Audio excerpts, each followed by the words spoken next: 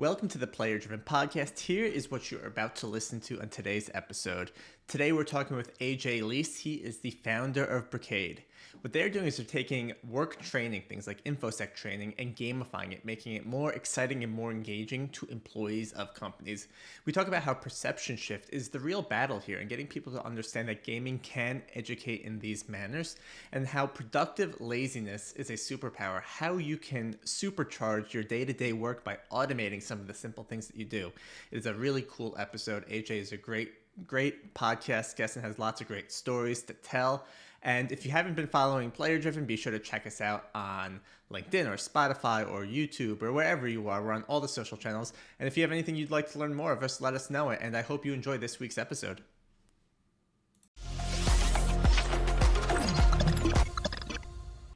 Good morning, good afternoon. Welcome to Player Driven. Greg here. Today we have a fun episode where we are going to talk about gaming in the workplace and how we get more people involved in what's going on in the workplace, get them excited about it, and as well as making it educational, which is something we love to do here at Player Driven.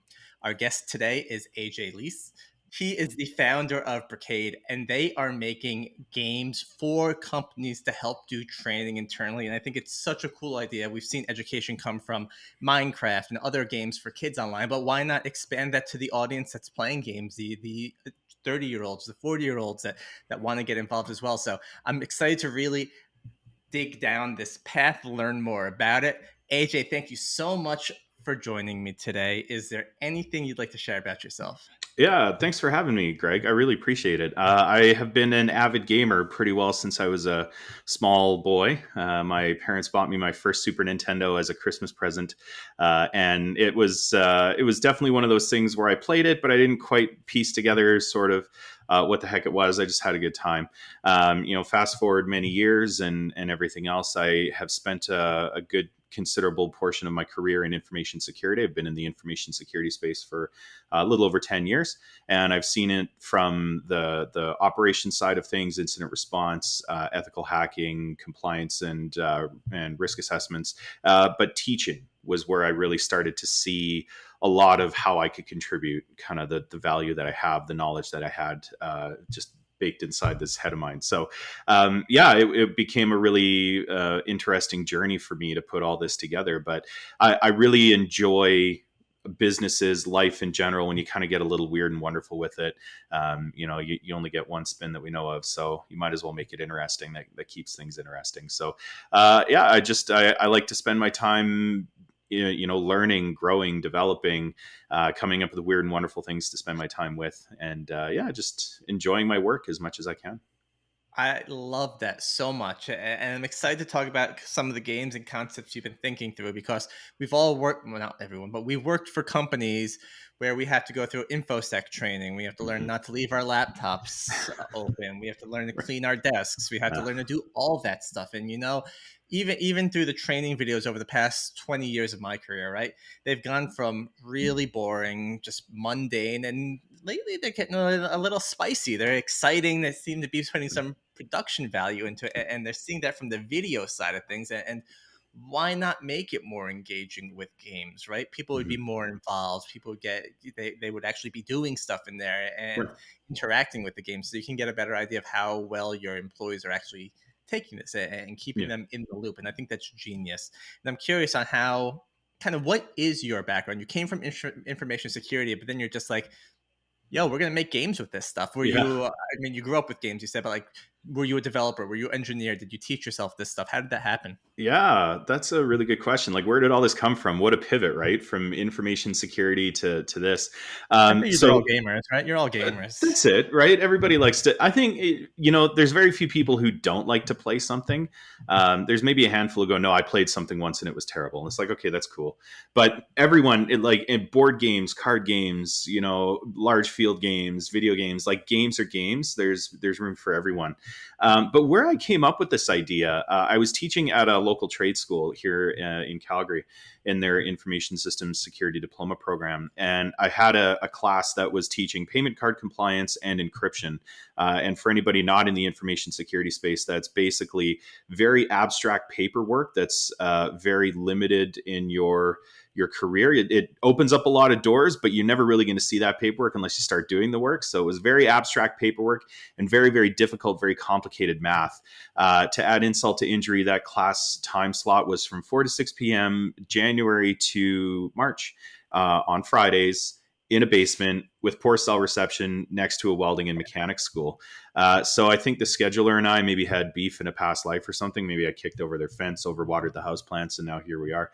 And to kind of make matters worse, I had about a month's worth of material and I had about 3 months of time to get through it.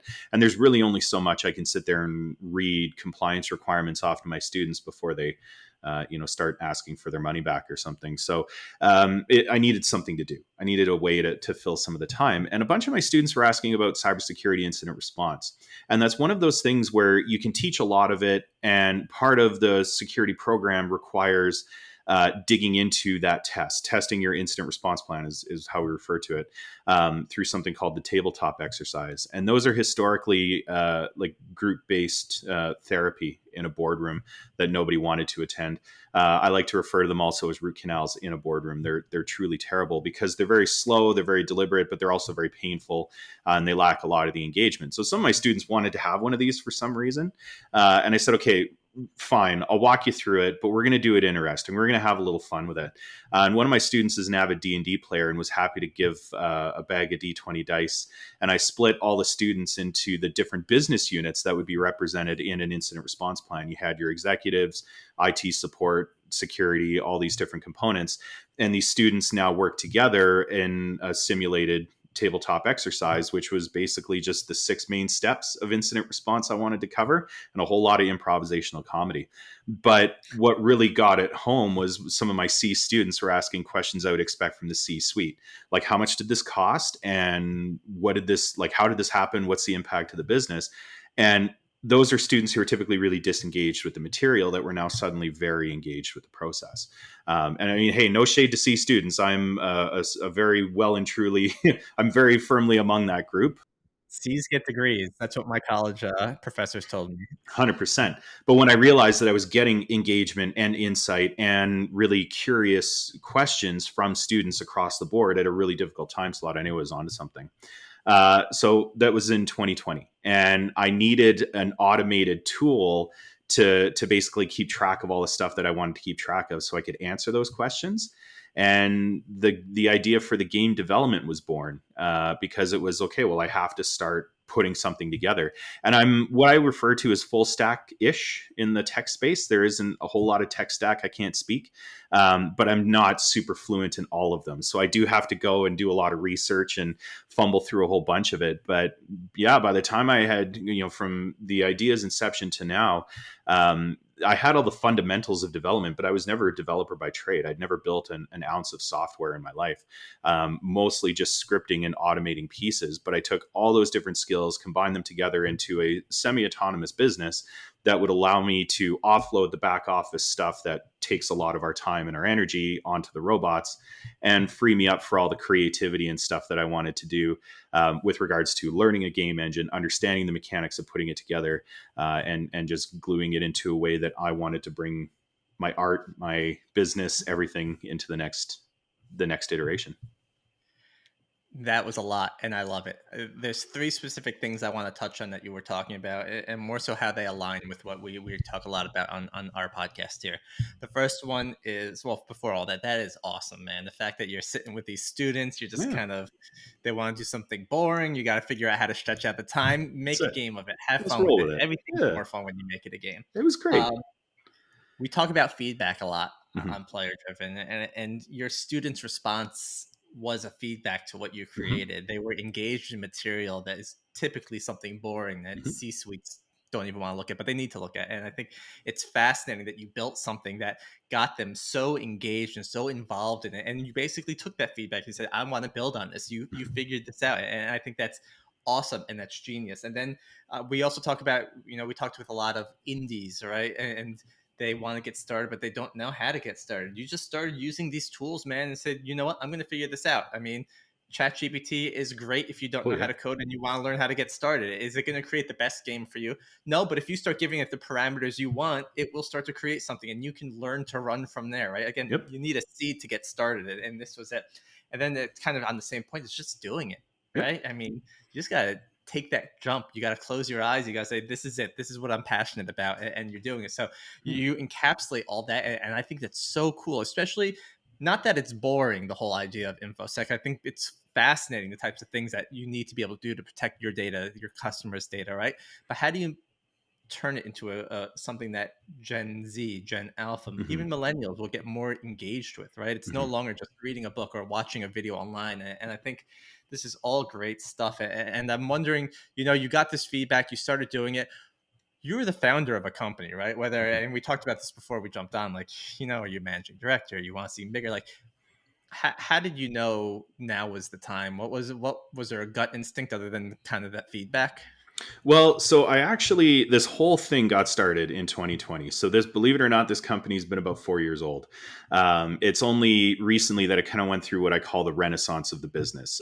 So it originally started as an information security company. I was running it like as an evenings and weekends thing outside of my normal day job.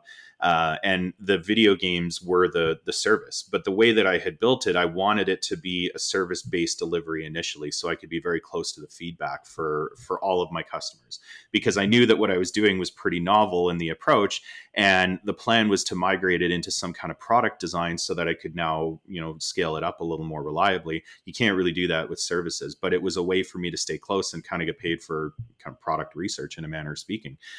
So the business that you see now, the everything that you see of it, it seems new because it is. It went through its renaissance kind of November 2024. I finished a rebrand where I went from the security company now to Brickade. And I had a lot of these things in the abstract over the years, but this has been an ongoing thing since 2021 when I had my first paying clients. First video game idea, even just the very bare bones concept of it, was launched in November 2020 at a local conference here, B-Sides Calgary, which we put virtually. And by 2021, I had my first clients, and they still continue to be my best clients. So this business has been around for a little while. It's just now in a way where it's like, okay, now I can inject the fun piece to it because I figured out all the business aspect of it. So now we're just having fun. You're just having fun. Can we talk about some of the games that have been born from this idea, right? So Yeah. for our listeners who, I'm sure most people know what InfoSec is in the video game world, but for those that don't, what are a couple of the title names that might kind of ring some bells? Of the video games, or the titles that they might have seen in their business of the people who might manage their security program? Of the video games, I Yeah. guess. Which answer would relate more? Yeah, I guess so. Incidents and accidents is the one that started it all. So that was the whiteboard one with the D20 dice, where that one is a bit of an event-driven, story-heavy kind of incident response preparation game. So that one is now a full-fledged video game. There is a free-to-play demo on the internet as well. That's just a way to showcase the how it works. And so that one is definitely, it's a little slower. It's a little bite-sized teaching. You push your buttons through it and resolve an incident for a fictional adhesives company. Another one that I offer, that one is this one's primarily as a service because part of it is the engaging facilitator's fishing expedition. My tagline for it is, "You're cordially invited to commit cybercrime." That's one where we all sit in a room together, virtually or otherwise, and we all work together as a fictional organized crime group targeting fictionalized companies using real attacker tradecraft. So that one teaches you the nuances of phishing and how this actually works, how attackers put this together, and that the click, when you hand over the email or your credentials, when you hand over that information, when you run that piece of malware, that isn't the only thing that happens. There's a lot else that happens kind of behind the scenes that you may not necessarily be aware of. So it showcases the fundamentals of this problem in a way that people now have some stake in it, because there's money associated with it. You have to make decisions on how to spend your resources, where to spend them, where to target, and then hopefully you get out by stealing something. And then the game that I use to teach myself the video game engine Unity is SecOps Chaos, and that one's a bit of a love letter to the security industry while also kind of throwing a little shade at work.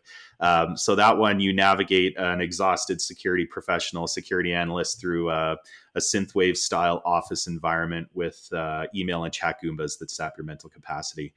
So it's a little bit crude, but it really works. There's 3 levels, and hopefully you get to secure your weekend, because something may or may not happen around Friday at 2:30 in the 3rd level.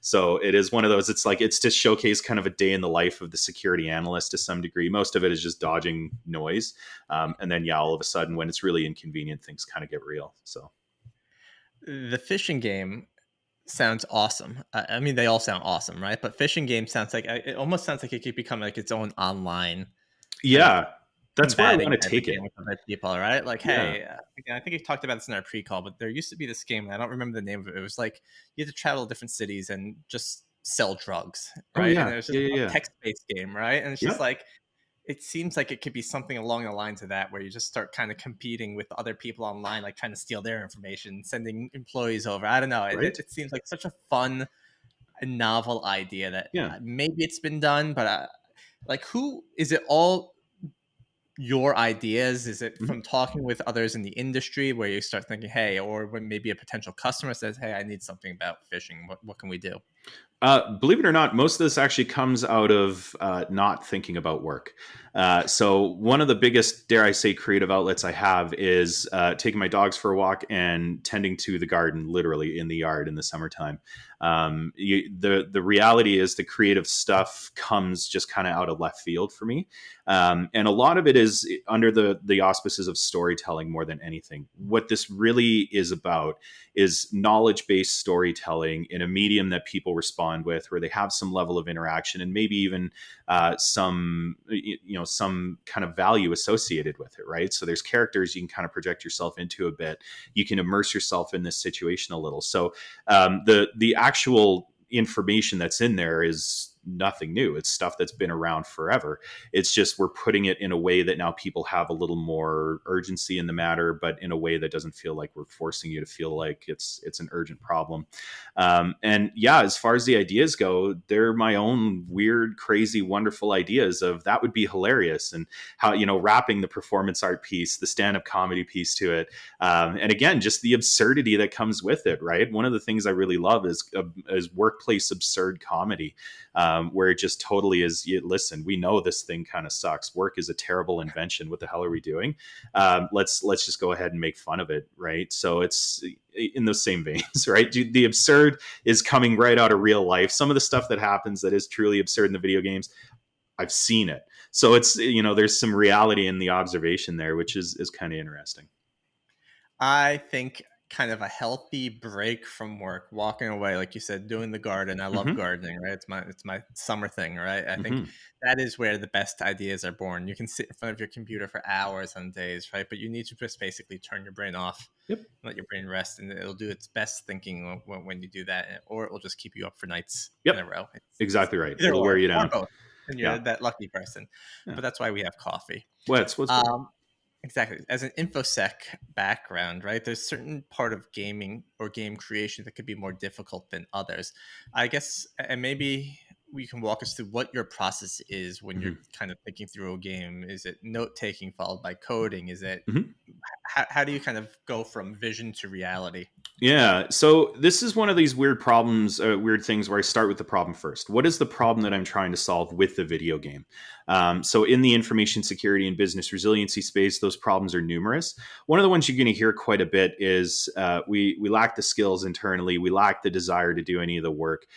There is a very difficult road ahead of us to get buy-in from any level of the business, right? So those are pretty common threads across most organizations. So I always start with what's the problem I'm trying to solve.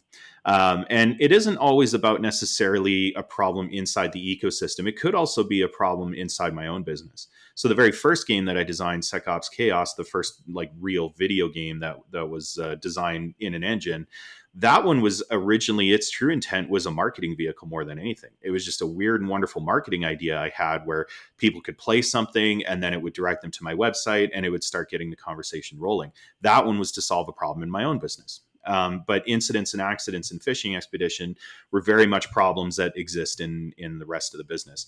And the process that I follow is a little bit, again, weird and wonderful. I have a physical journal, an actual notebook that I have. I call it my book of business, and I take purposeful trips in the middle of the day, usually to one of my local neighborhood pubs, typically on a Wednesday for cheap wings.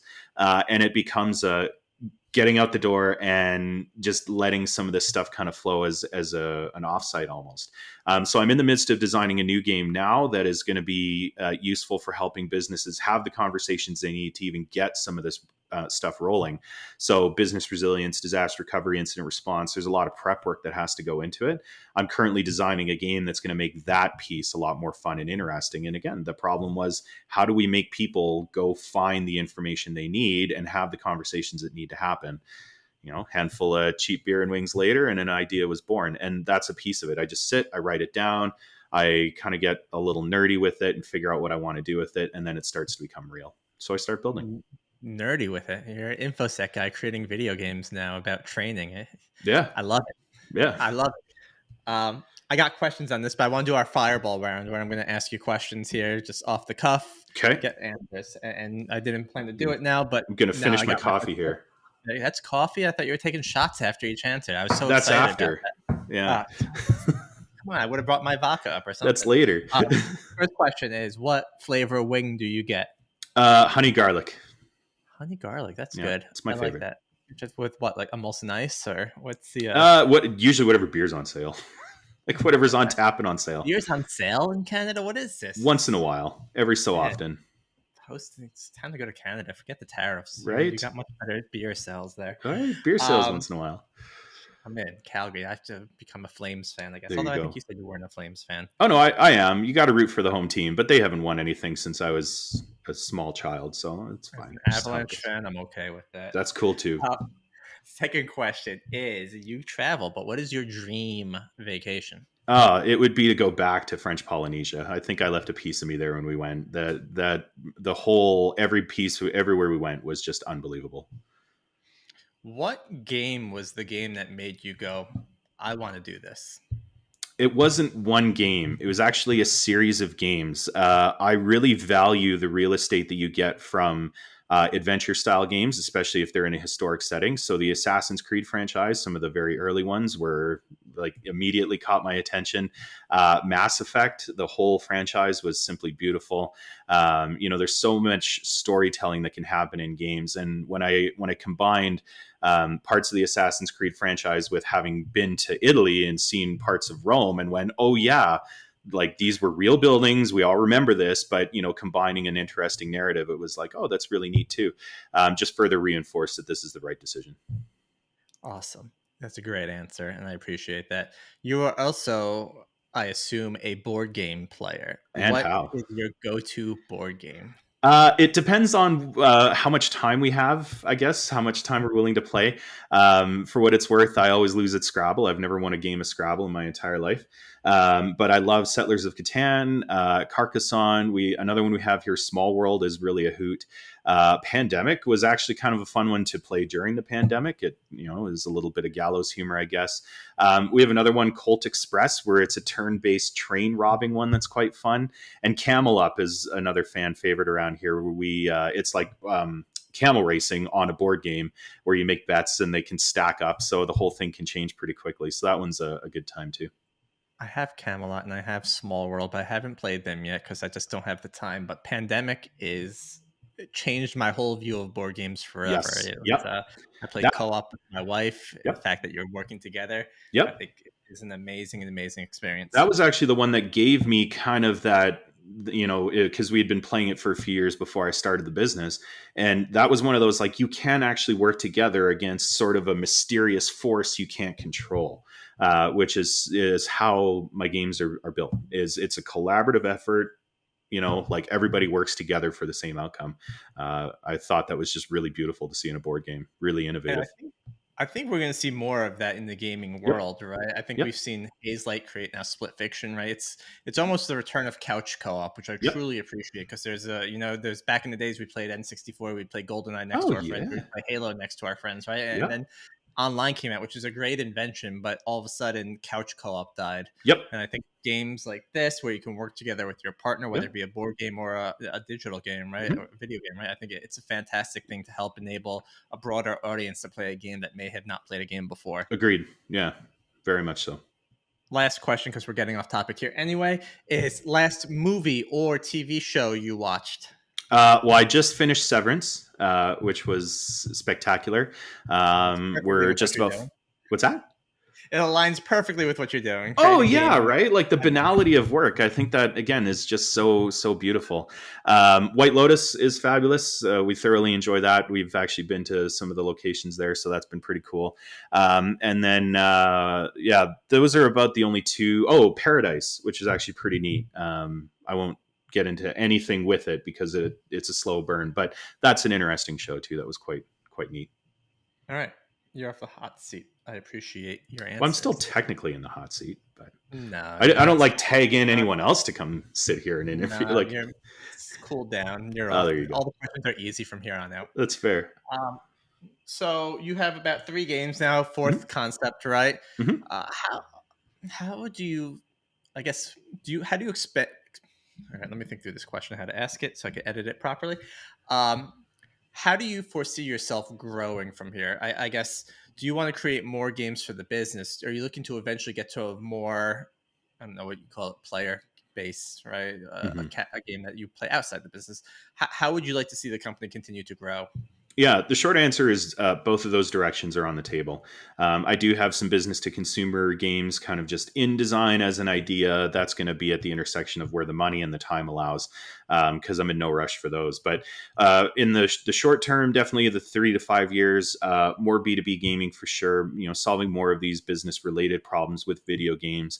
And the biggest piece is changing the perception. The one thing I've really come across as a problem for the business overall is when people are told that they can play something in their organization and it delivers something you would expect from consulting, and it can make their business better, and it can do all these things. You know, a similar response becomes very cool. That sounds too good to be true. So there's a perception shift that is really at the heart of what I'm focused on right now, which is demonstrating that there is a better way to approach this if a business is willing to, you know, look into something that might actually be a lot more appealing than the standard. So that's the very short term goals: changing perception, getting a product out there that'll help with that, and then yeah, in the longer term, putting together more games that solve more business problems that people are asking for, and just growing it that way.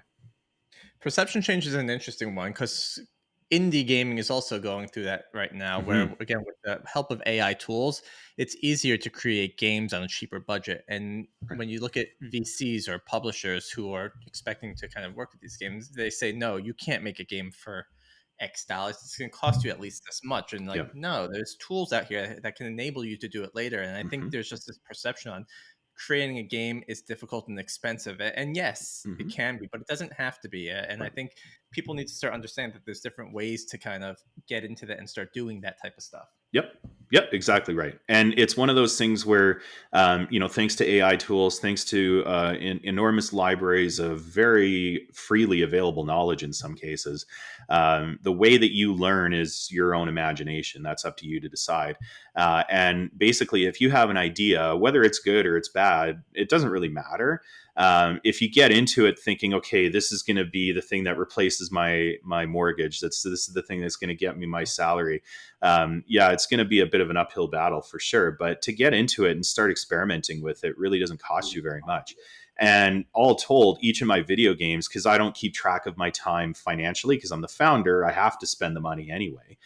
So I'm the last one to get paid in the whole company. So I don't really keep tabs on that number amount.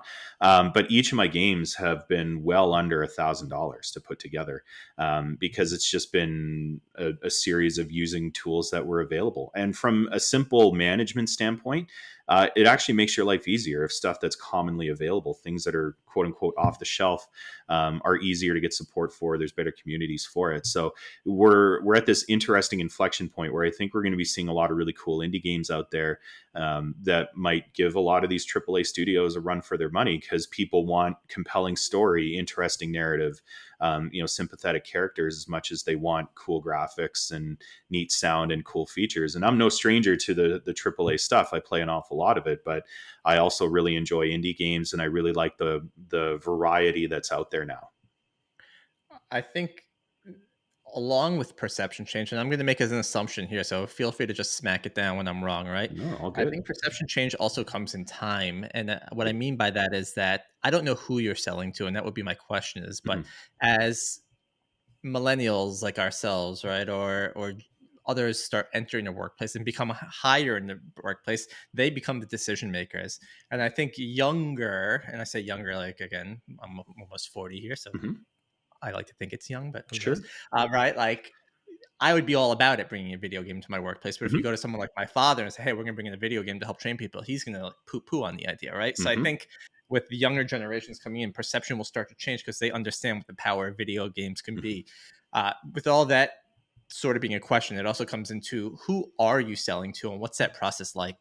Yeah, the businesses that I say do the best with what I have to offer, I like to say it's technically open to anyone, but the reality is you can't run a business like that. You have to have an ideal customer profile. So, yeah, the ones who really understand what it is that I'm doing and who get the best value from it are what we would call the medium-sized businesses, anywhere from 500 people to 2,000, maybe just under 5,000 employees, where they have enough systems in place, enough teams, enough of the footprint that's a problem, but not so much that they can fix it all kind of by themselves, or they're not in a situation like a startup or a smaller business where they can just pave over it and start fresh. So the ones who really do the best with this are the ones who have some of this in place where they need to work with what they already have. A lot of money's been spent in the pursuit of standing up these systems, these plans, these procedures, the teams and the technology, and they obviously don't want to lose any of that investment. So they want to find a way to make good with what they have and even just validate where they're at. So they're the ones who tend to get it the best. But again, it's the way the business is, it's evolving. And like you said, there's a perception shift that's already happening because more people in our age groups are now sitting in the decision seats and we're going, listen, this stuff is kind of boring. Let's look for something more interesting. And which has got me building some more self-serve products, because right now everything is a facilitated service, which people really appreciate, but again, doesn't scale and can be a bit of an expensive ask, especially if you're a middle manager. So there is some self-directed products coming out that are a little bit more self-assessment based, DIY, that are the same things you could do with your own spreadsheets, with your own consultants, everything like that. It's all the same stuff, but it's more interesting, more engaging. Your team wants to be a part of it. It's more creative, and it delivers the same outcomes, if not better, because you actually give more input to it in your process. So that's a big piece of it. Understanding what the market's looking for, understanding who's making the decisions, and then giving them something that it's like, okay, I can't justify the full service, but I can justify this one little thing. So let's go ahead and start there. Yeah, it kind of gives you an in, right? Like, hey, you That's it. got everything set up, but let me connect all the dots here. Let me make it make sense. And Yep. for lack of better words, you'll take some of the boring stuff on and make it exciting, so Right. people are excited to engage with it. Exactly right. And it kind of makes life easier because it is all the same stuff your average consultant in that space is going to ask you anyway. And it is cheaper than a day of consulting, and it delivers the same thing that you'd get from a week. But the other piece of it is it's all the fundamentals you're going to need so that what I have to offer you actually has the value that it brings. Because you can bring me on anytime and you're going to get something from it. But where you get the most value is when you have some of this business resilience planning, business continuity planning, incident response, all of that already in place, and now you want to see whether it works for your business or not. So that's where the real value is. So the early stage one is nice and cheap and easy for you to do by yourself, and it sets you up nicely so that you get better value from everything else down the line. For companies that don't have any of these disaster recovery plans or any sort of continuity plans, is it stuff you do help with, or you kind of point them in other directions? Oh yeah, I mean we can absolutely help put it together. It's not a service we technically advertise, but yeah, the consulting hours are available if they want some added help. The offering is available as a subscription as well, so that does include some of the hours where we can help build the plans, work with you. You get the workshops that you need to have the conversations to free up the calendar space to make it kind of a part of your operations. So, and then that defrays cost across a whole year instead of just all at once. So that can make it a lot more appealing for organizations. Plus, you get to play both games, Fishing Expedition and Incidents and Accidents. So we start with Fishing Expedition, where you break a company, and then we do Incidents and Accidents, where you see the incident response that has to go alongside it, all the pieces of a program that glue together to put the business back together, and then the workshops and the consulting hours go into it afterwards to help you put that into place for your own business. It tells a whole story. I love it. It's Start going to to be a finish. trilogy or a quadrilogy. I don't know what four is. Quite, yeah. Franchise. This is a Franchise. franchise we're All building, right. Greg. Something. So, Right? I That's love it. it. I think it really is genius. And I know we talked about this a little on the pre-call, but it's more so. Have you considered? I mean, I think what you're doing is unique. I think Mhm. there's value there. Have you considered talking to a Deloitte or a company like that to say, hey, I have these cool tools. You have these customers. Why don't you Mhm. take my tools? I'll help create custom stuff for companies you want, and you just push it. You sell it. You do all that heavy work. Yeah, a piece of it when you're doing kind of the weird and wonderful is the brand itself. And parts of what we're doing are, they kind of run antithetical to some of the traditional consulting methods, because we're the way that it currently happens. We sit in a boardroom, everybody's on their best behavior. We're having this very back and forth conversation. It isn't really in the pursuit of finding the organic problem. So some of what they do and some of what I do definitely clash. Some of their clients are my clients. And it is one of those things where if it was to in the pursuit of a client base, that's certainly one option. But one thing I have learned about big anchor clients is you tend to steer the business towards what they want. And the real reason I started this was mostly as an experiment in growing the business the way that I wanted. I wanted it to be a business where it was a people first business, from the staff to the clients to everybody in between, where it is heavily automated. So we get free time to spend it any way we want, where we can customize and standardize in the same vein. So a lot of traditional business ecosystems aren't really set up like that either. And when I have these conversations with people going, yeah, I mean, as the founder of the business, this is how much time I spend and here's how much work I can get done. The first response is, that sounds amazing. And I go, I can help build it for you. And they go, no, it couldn't happen here. We can't make it happen here. So again, in the seats of perception shift, we have this two-sided front. So yeah, it's one of those. If one of these large companies was willing to kind of take me on as a vendor of offering, that's certainly something I would entertain. But yeah, the idea is I want a little more creative control over what we're doing, and that can be hard to do when you're in somebody's vendor wheelhouse. Every company thinks what they do is so special, and Right? maybe it is, Maybe it but is. come on, guys. No one's so unique that you can't have your problem solved. Yes, your data might be a little different, but it's not like it's totally different. Sorry to Oh pop yeah. anyone's bubble. If you are super unique, feel free to come and let us know that you are super unique. But come on, any company, it's a process, right? And Hmm. processes need to scale. That's the Hmm. whole important part of it. And no one's data is so unique where it's like, oh, we can't help you. That means you can't even train your own employees That's that are it. coming on board. So come on, Yep. like. Yep, that's exactly right. And the way that I built this was with that in mind. This isn't special. Anybody can do this. The reality is, you have to be capable enough to put it all together in a way that you can manage and sustain. And that's kind of the secret sauce there of building a business, weird and wonderful, standard or otherwise. It's managing and sustaining your own growth. And so measuring correctly what matters, doing it in a way that you can replicate it, so that if I'm not sitting in this seat, because one day I won't be saddling up and building all the games, I won't be doing all the sessions, that's going to be elsewhere. But I have built it up to a certain point where I want to be able to hand that over to people. So the documentation exists now, even though it's just me doing all the work. The data is where it's supposed to be. The processes are automated. So now I can bring people in and go, here's the 6 buttons you need to push to do the things you're supposed to do. Here's all the free time you have for the creativity that I've paying you for. I want your brain. I want your intelligence. I want your problem solving. The rest of this part of the business can be solved with those things in combination.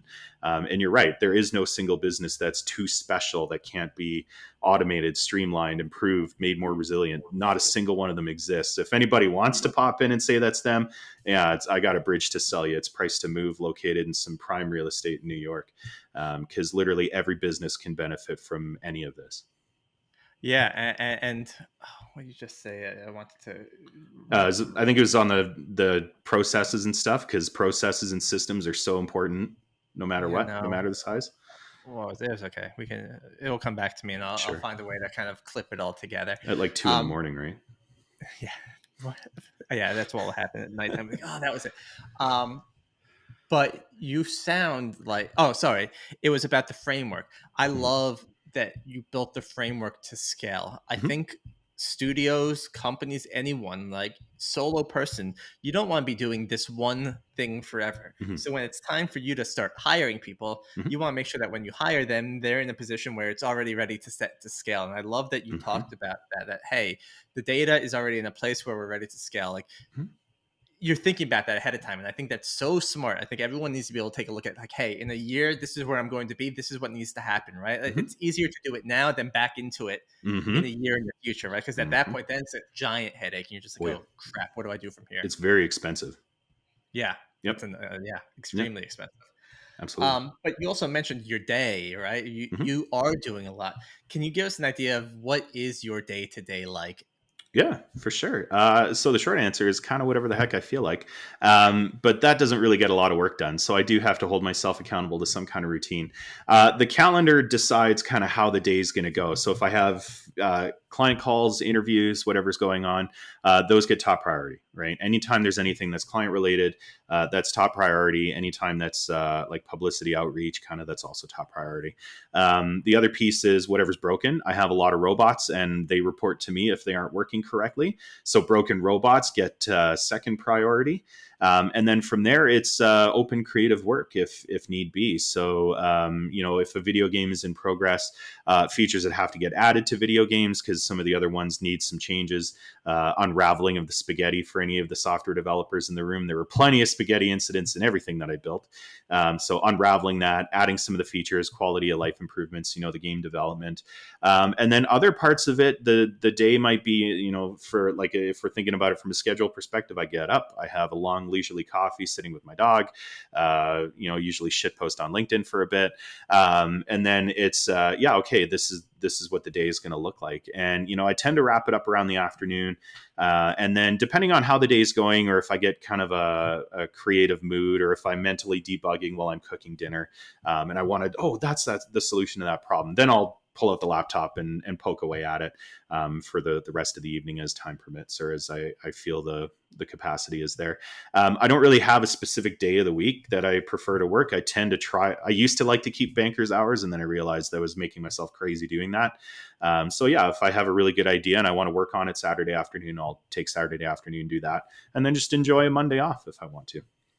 I love it. I will meet you at the pub at Yeah. 12:01. Wing Wings, Wednesdays are the greatest. wings, beer. We used to have a place in college that do 25-cent wings, but Ah, they'll, you take as many as you want. what? And That's we weren't awesome. legally allowed to drink, but we made it happen. It was the That's greatest. Wings and laws are beer. only a Great fun. thing if they're enforced. Let's get real, Exactly. Greg. That's what's up. What is your least favorite part of what you do? Ah, least favorite part. That's a really good question. And in a weird way, my least favorite part is the most important part of the business. So this is where it gets really bizarre. Incidents and Accidents is an event-driven game, as is Fishing Expedition. So I have to put these little snippets of a scenario together, and they have to be delivered in such a way that they're technically feasible, relevant to the discussion topics, at the intersection of applicable to the business itself, and funny or interesting. Those four pillars rarely ever intersect whenever you need to. So sitting and writing these events is one of the things I enjoy the least. And the way that I overcame that problem, I still kind of dislike it if I have to write events. I wind up doing it. I have a lot of them now, so I have a really excellent library, which helps. But whenever I'm writing anything new or putting it together, one of the biggest superpowers I gave myself was the ability to capitalize when those four pillars would intersect. So much to the same of the Wing Wednesdays and everything else, I built an app that I put on my phone that specifically talks to my business. Where now, in the moment that I'm waiting, and if I'm at the waiting room for an oil change, or I'm on the train, or I'm just kind of hanging around with a bit of time, hey, that's a great idea. I can immediately capitalize on that and then add that event to the catalog. And so now it took something that used to be a very tedious slog that I had to sit and work my way through. It would take hours and hours and hours, and it was always such a headache, to now something that I can just go, okay, well, if I got to do it, I can fit it in wherever I need to, however I need to, whenever the mood strikes. And that has taken something I dislike the most, which I'm still not super into, and made it a lot easier for me to do it more reliably, more effectively. And that has been a huge game changer.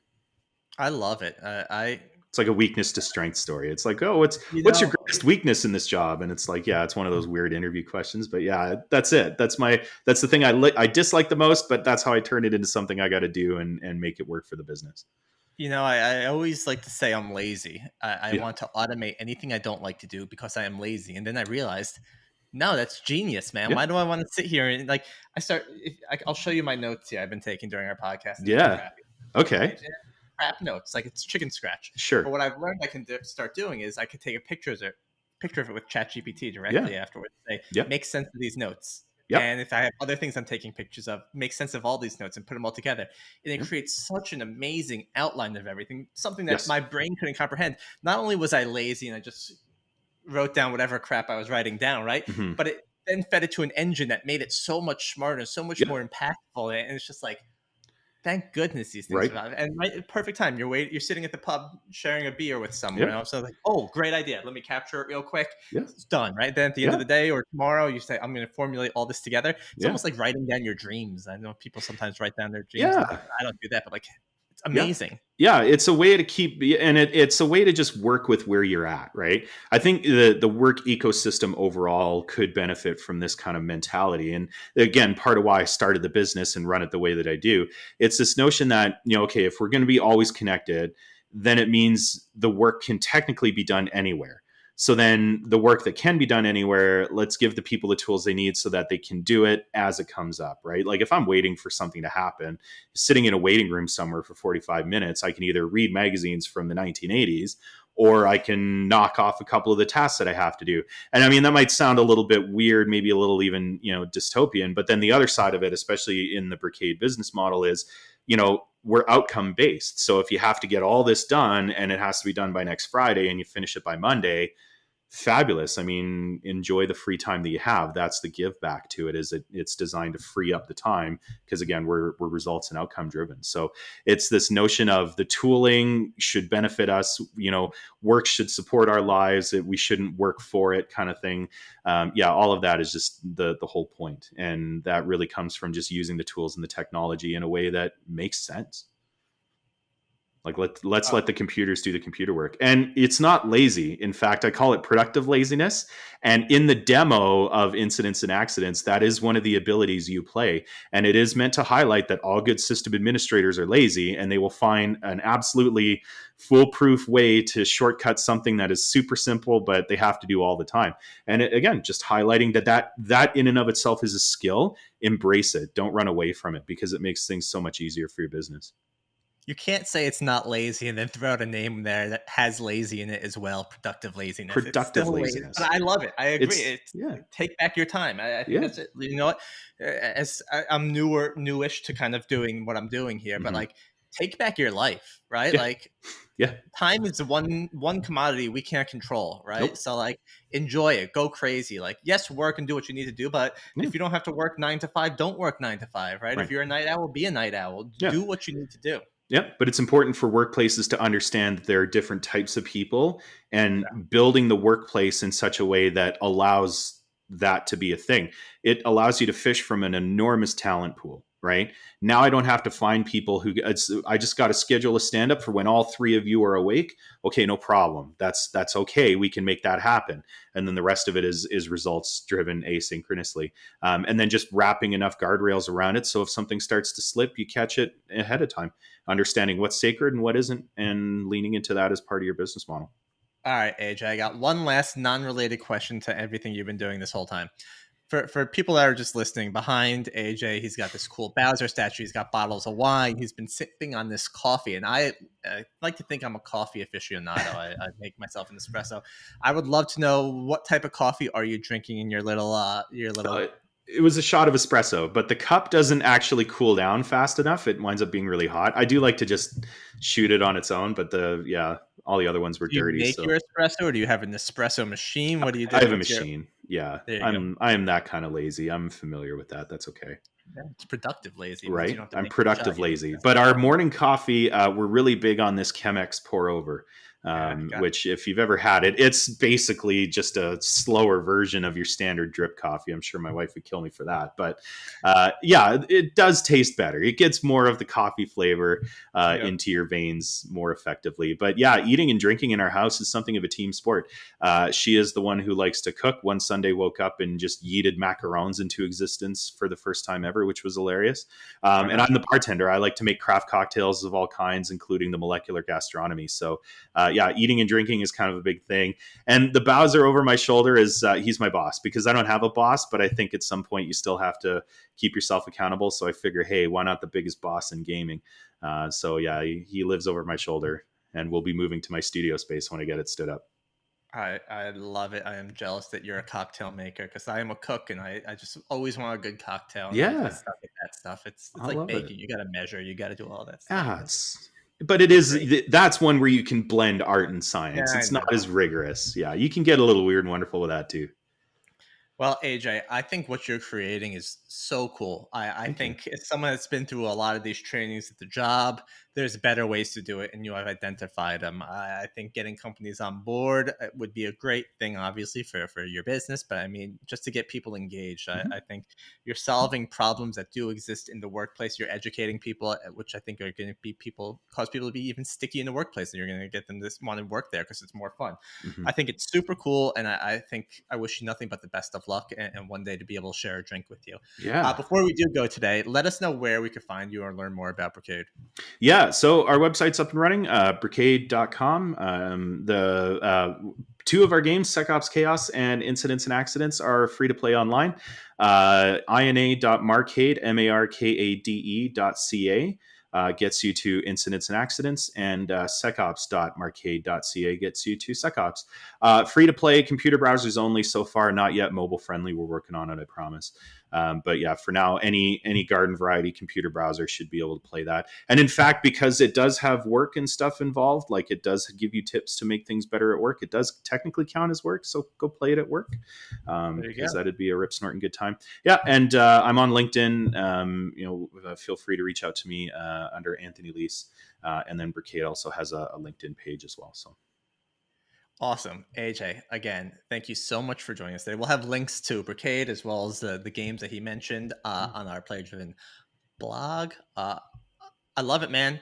yeah, Keep making great games. Keep coming up with ideas at the bar. That's the best place to come up with ideas. right. And yeah, stay in touch. I appreciate your time today, I man. love it. Thanks for having me, Greg. Great to see you.